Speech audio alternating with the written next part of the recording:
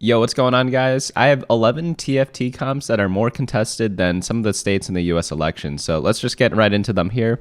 In S tier, we have Enlightened and Ashe. A tier, Dusk, Ahri, Sharpshooter, Duelist, Diana, Cultists, Ninja Shade. And then in B tier, we have Warlords and Moonlight, Lissandra. These are the 11 comps you'll be seeing in every one of your games. They're super contested all the time. And if there's like a game where someone isn't playing one of these comps, it's going to be super, super rare. But let me know your experiences by leaving a comment below after you watch the entire video. So starting off in S tier, of course, Enlightened's still going to be at the top. They've been the strongest team so far. At the beginning of the patch, Morgana, super, super good still. Morgana is just, you could throw any sort of ability power items on her. She's going to be thrown into any single team comp. You don't have to play what's on the picture right here. You could play pretty much almost anything with the Morgana, with the Lux or Ezreal as a Dazzler, and then some adepts such as Aurelia, Shen, and Yone. You don't have to run Enlightened, you could run other stuff. You don't have to run Talon, you could run other carries such as Ashe. But just super flexible comp, super good. You just need to reach level 8 safely. You could also roll on 7. I see a lot of people do that too, but you really need to just judge it on a game-by-game basis. And I go over some of this in my Road to Diamond videos, and then I also have a Road to Master video coming out tomorrow, so definitely look out for those if you are curious about how to play flexibly or how to play different compositions. So also, like, I have a full guide for it here, so if you go to my website, bunnymuffins.lol, you can click on the guide here to check out something more in-depth about how to play them.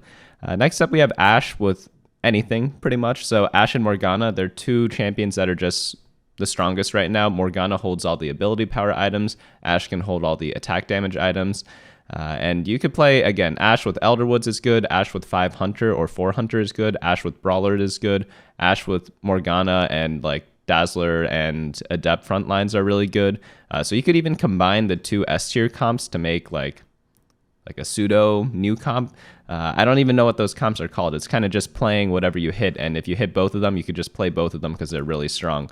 But I also have a guide on this that you guys can check out later. I'll put a link in the description below or leave a card on the top right corner.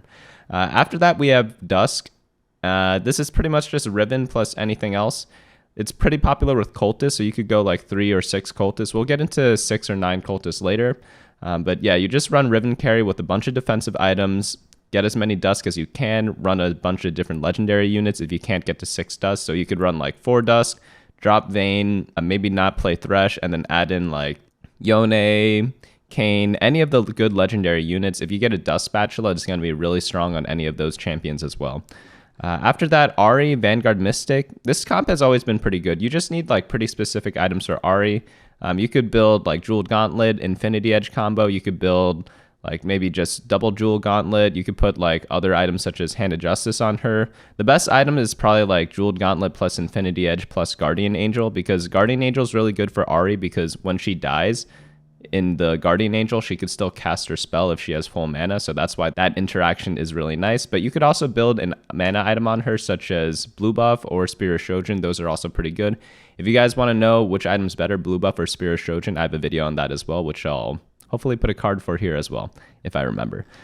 Next up, Sharpshooter. Sharpshooter, I still like the comp. A lot of people don't like it because a lot of people are playing Talon, but just because they're not the best comp doesn't mean you shouldn't be playing them if you get a good start for them, or if you get like Sharpshooter chosen.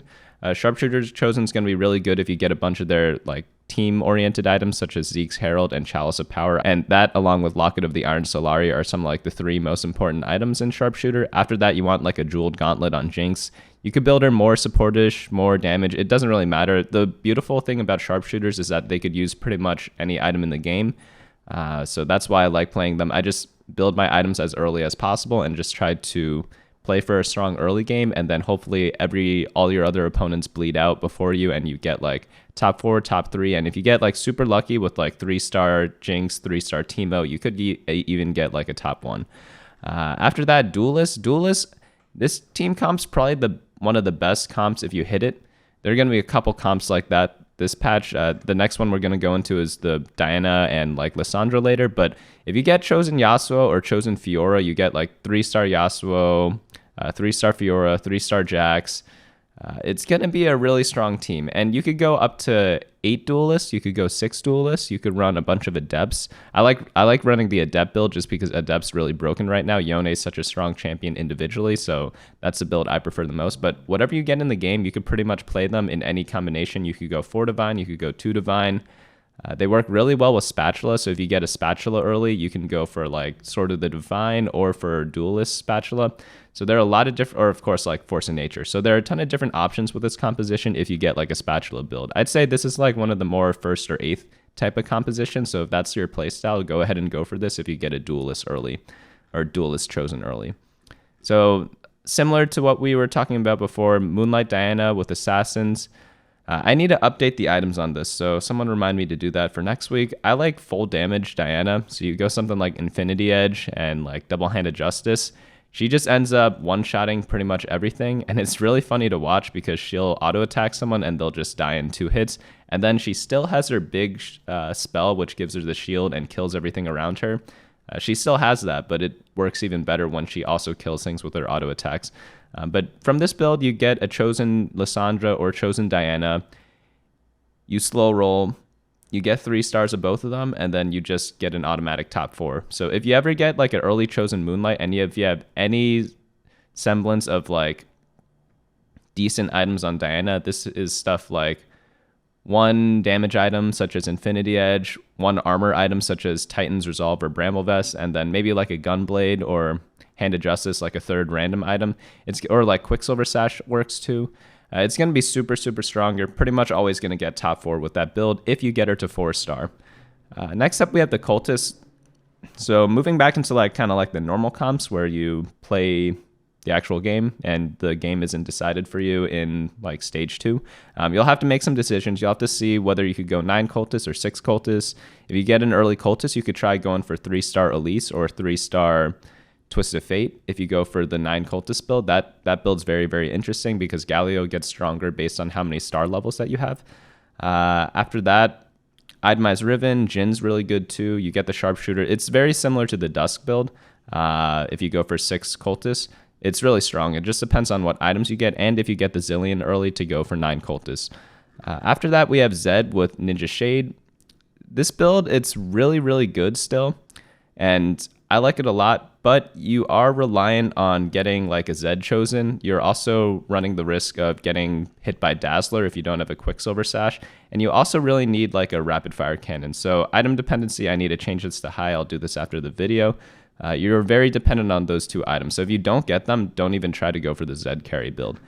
After that, we're into the B tiers. B tiers are still playable, but they're not as strong as the other ones. Warlord, I did a game on Warlords, I think, for tomorrow. I played horribly in it, but you'll still be able to learn a lot from it and avoid the mistakes that I made in that game.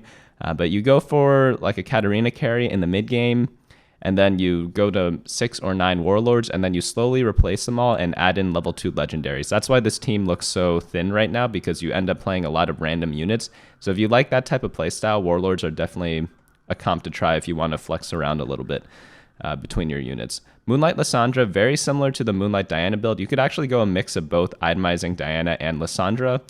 This one has the the Vanguard start, but you could play any sort of frontline. Adepts are really good. You could go like Aurelia, Shen, Yone for tanks and have like Lux, Morgana, or Ezreal as the Dazzler.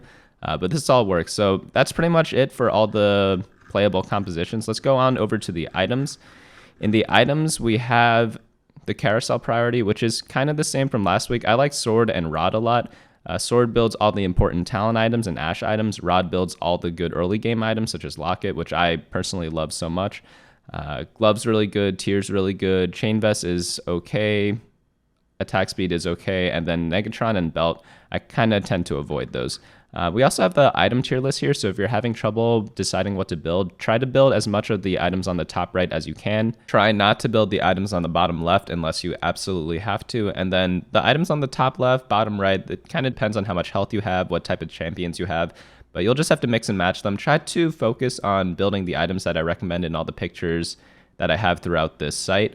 But yeah, that should be your primary focus there. But yeah, I hope you guys enjoyed this video. It's going to be a little shorter this week because the meta didn't really change much from last week, but I heard they are introducing like a pretty major patch I think 2 weeks from now, and like pretty decent sized patch on Tuesday or Wednesday. So definitely look out for those videos. I have my how to get to master video coming out tomorrow. So definitely stick around for that. If you guys are new to the channel, go ahead and hit the subscribe button so that you guys get notified of all these new videos. And I'm also gonna start activating my merch store, which is from Teespring. So if you guys look beneath the video, you'll see like a Teespring link. It has a couple of cool things there. I'll try to update it every set or like every half set. We'll see how many like ideas I get and how I work with some of the artists out there. But it has some BunnyMuffin stuff. It has some stuff that you may recognize from the content in my videos. But if you guys are interested, definitely go ahead and check it out. And if you guys have any suggestions for any sorts of artwork, shoot me like a DM on Instagram or something like that with like a photo of whatever you made. But yeah, that's pretty much it for this week. I will see you guys tomorrow.